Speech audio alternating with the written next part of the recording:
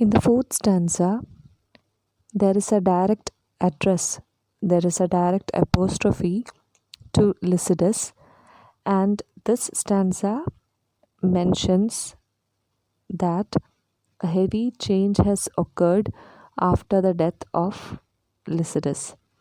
This stanza sketches the violent, cruel fate that has taken Lycidas away, and the poet tells with great agony that the plants and flowers which used to shake their leaves to the musical poetry of Lycidas cannot do that again because Lycidas is dead.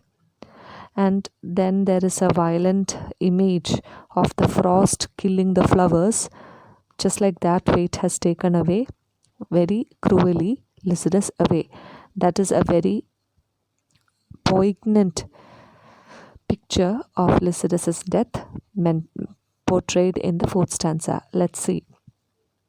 The poet begins with the heavy change that has happened now that Lycidas has gone, and he has gone on a journey from which he will never return.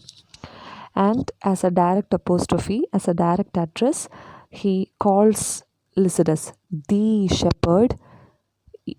The shepherd is, "O you Lycidas," and he says that the echoes of all the voices in the meadows are all mourning over your loss, O Lycidas. The woods, the desert caves, the thyme, the vine, everybody is mourning so badly that all the leaves have outgrown.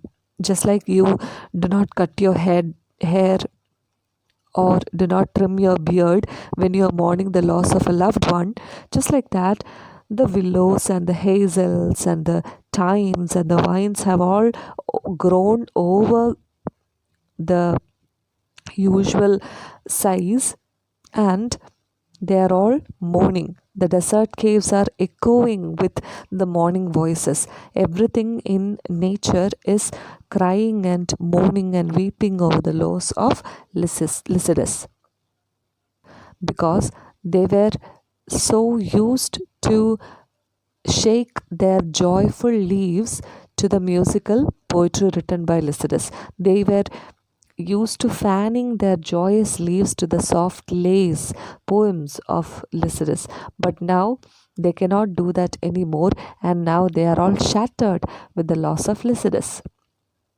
So in this we can see the personification given to the woods and the caves and all these plants, because they are all mourning like fellow friends.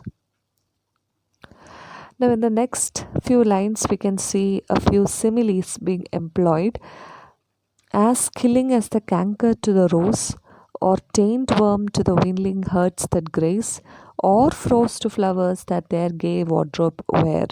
Okay, just like the canker worm kills the rose flower, or just like the taint worm infects the cattle and eventually kills them, or just like the frost that violently kills flowers, like that fate has taken away Lycidas. Now in these three similes, they are all images of cruelty. The canker worm infects the beautiful rose flower and kills it. The taint worm infects the cattle and kills it. Now the heavy falling frost kills the flowers that are just blooming in different colors, and that is a very sad loss to see the happy wardrobe of flowers to be lost. And frost is compared to the white thorn, the cruel winds and the frosty winds, when they take away the blooming flowers, the different hues that you find in the flowers, all these violent images point towards the loss of Lycidas. So, how painful it is to see the rose flower being decayed because of the cankerworm, how painful it is to see the cattle and the sheep dying because of the infection caused by the taintworm, how painful it is to see the gay, happy wardrobe of flowers being lost because of the thorny winds of the frost. Such a pain is caused to the shepherd's ear with the loss of Lycidas. So, this is a stanza which very poignantly pictures the loss of Lycidas and causes pain in the reader's hearts.